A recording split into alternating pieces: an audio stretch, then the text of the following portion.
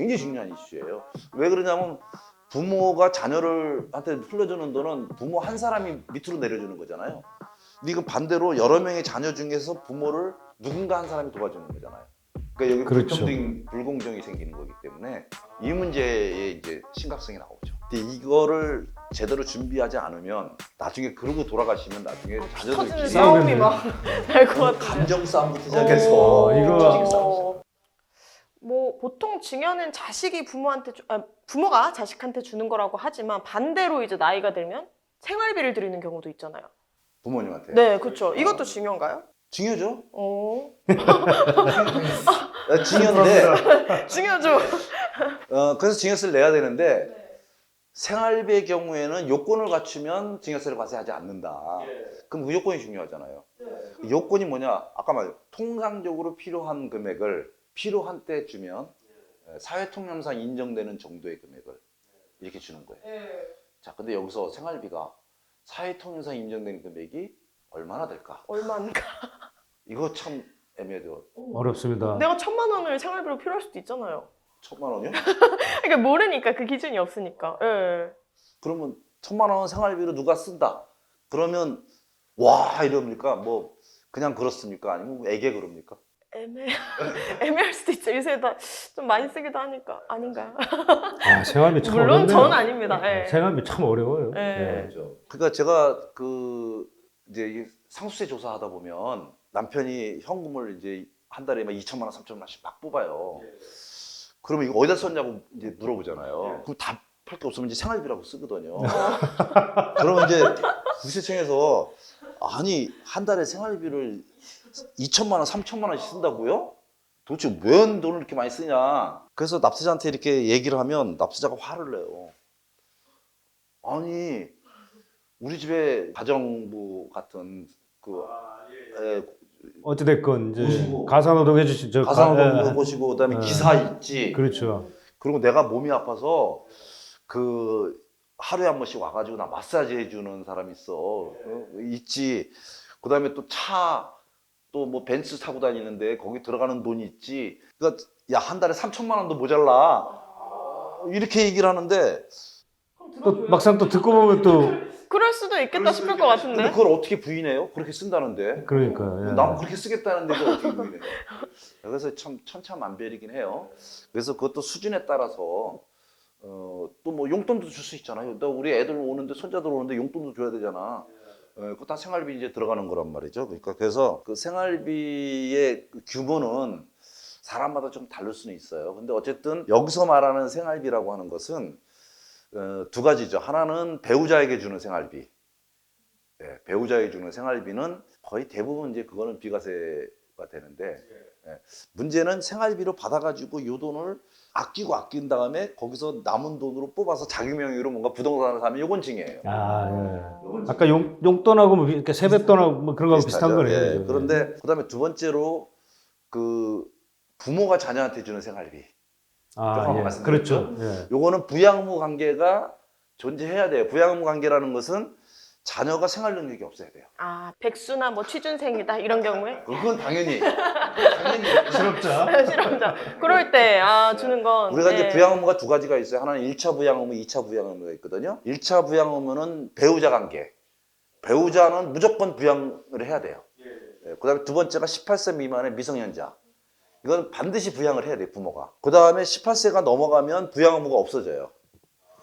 거기서부터 2차 부양 의무가 생겨요. 2차 부양이요. 예. 네, 그러면 자녀가 생활 능력이 전혀 없으면 18세가 넘어가도 부모가 부양 능력이 있고요. 뭐 학생이다. 예를 들면 학교 다니거나. 그 다음에 반대로 부모가 이제 생활 능력이 없을 없는- 때 자녀가 부양 능력이 생기는 거예요. 부양 의무가. 아, 그게 2차 부양 의무예요. 아, 예, 예. 그럴 땐 네. 비과세인 거예요, 그러면? 그러면 이제 생활비를 드리는 것은 부양 의무이기 때문에 생활비는 되는데 그 생활비는 생활에 필요한 자금을 줘야 된다는 거죠. 근데 지금 예를 들어서 지금은 이제 부모님한테 생활비 드리는 거잖아요.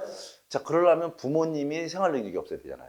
그렇죠. 근데 이게 또 좀 애매해요. 아, 왜냐하면 좀 자녀는- 좀 복잡해지기 시작하는데. 자녀는 그 취준생이나 뭐 공부하거나 이러면 뭐 너무 뻔하죠. 괜찮잖아요. 뭐 아무것도 재산이 없으니까. 예.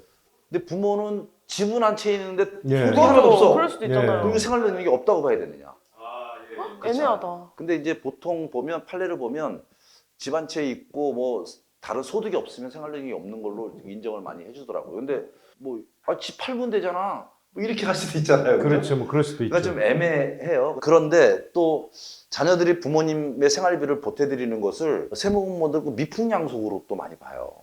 아, 착한 일 또 이것도? 효도. 효도로 착한 일. 효도. 효도가 예. 아니라 당연한 거 아니냐. 어. 당연한 거 아니냐 이렇게 보거든요. 그러니까 그거는 이런 문제가 어떤 문제가 나오냐면 나 이거 그 효도 생활비 드린 게 아니라 부모님한테 돈 빌려준 거다. 이 돈 빌려준다라고 하는 얘기가 나오는 이유는 나중에 상속받을 때 빌려준 돈은 먼저 변제받거든요. 이건 상속재산 분할이 아니란 말이에요. 또 그런 빌려준 거니까. 음, 빌려준 돈에 대한 대가를 받으니까 먼저 받으니까 일단은 상속재산 중에서 그걸 먼저 받고 나머지를 가지고 분배를 하는단 말이에요. 그러니까 이게 빌려준 거냐 아니냐가 굉장히 중요해요. 아, 중요한 이슈네요 또. 굉장히 예. 중요한 이슈예요. 예. 왜 그러냐면 부모가 자녀한테 흘려주는 돈은 부모 한 사람이 밑으로 내려주는 거잖아요. 근데 이거 반대로 여러 명의 자녀 중에서 부모를 누군가 한 사람이 도와주는 거잖아요. 그러니까 여기 그렇죠. 불공정이 생기는 거기 때문에 이 문제의 이제 심각성이 나오죠. 그렇게 되면 이게 또 상속하고도 또 상당히 좀 연결이 그래서 되는 거예요. 부모님한테 드리는 돈은 그냥 뭐 우리가 생신 때 저기 부모님 저기 생신이라서 제가 뭐 봉투에 좀 담아서 이렇게 드린다. 이런 정도는 사실은 큰 문제는 없죠, 이거는. 축하금이니까. 그렇죠.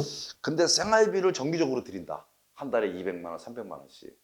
그렇다면 여기서 이제 생각을 좀 많이 해봐야 돼요.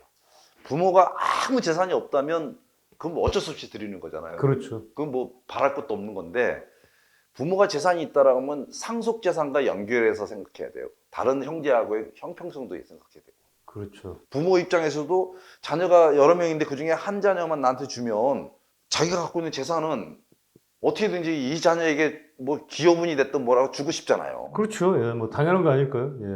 근데 이거를 제대로 준비하지 않으면 나중에 그러고 돌아가시면 나중에 피 터지는 자녀들끼리 싸우겠네요. 싸움이 막 날 것 같은데. 감정 싸움부터 시작해서 이거- 조직 싸움. 내가 이렇게 해서 나는 이거 먼저 변제 받아야 되는 억울하다. 거야라고 하는 순간 이제 근데 뭐 그게 아니라 뭐 자녀가 부모 부양하는 것은 당연한 거 당연한 아니야. 건데. 장남이 한 건 당연한 거 아니야. 그렇지 뭐. 네가 형편이 있어서 한 거지 뭐 그렇죠. 예. 재산은 재산이고 맞아요, 맞아요. 근데 이런 아. 싸움이 날 수가 있기 때문에 아이고 이거 그 이런 부분에 대해서는 간단치 않은데. 어찌됐건 뭐 중요한 건 또 결국은 재산도 좀 분배받고 하려면 효도를 잘 해야 되겠네요.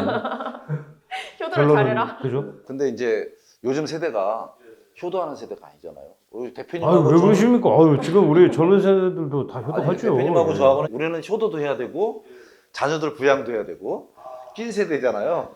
근데 요즘 세대들은 부모 효도에 대한 것을 그러니까 뭐 하실지는 모르겠지만 우리가 기대하면 안 된다. 아. 예, 저는 솔직히 기대는 안 합니다. 네, 예. 기대하면 안 되니까 그렇긴 한데 어쨌든 오늘 이야기한 거는 가족 간에 사소하게 일어나는 여러 가지 돈거래 중에서 정말 제가 강조해드리고 싶은 것은 이렇게 용돈이니 축하금이니 이런 것들이 원칙적으로는 어떤 증여세 과세 문제가 발생할 수도 있지만 현실적으로 이게 증여세 과세 문제가 대두되는 경우는 굉장히 희박하다.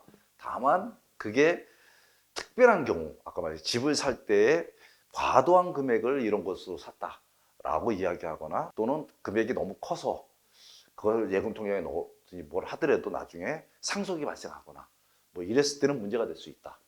그러나 우리가 일반 사회생활 속에서 일어나는 이런 통상적인 것들, 뭐 통상을 조금 벗어나도 그건 큰 문제가 될 수는 없다. 근데 초반에 말씀하신 것처럼 뭐 금괴를 줬다 이거는 받고 싶다. 빠져나갈 수 없는 이건 탈세 행위로 봐야 되는 거죠. 네, 그렇게 정의를 해야 될 것 같습니다. 알겠습니다. 예, 오늘 뭐 하여간 상속 증여 관련해서 참 재미난 말씀 많이 주셔서 감사합니다. 예.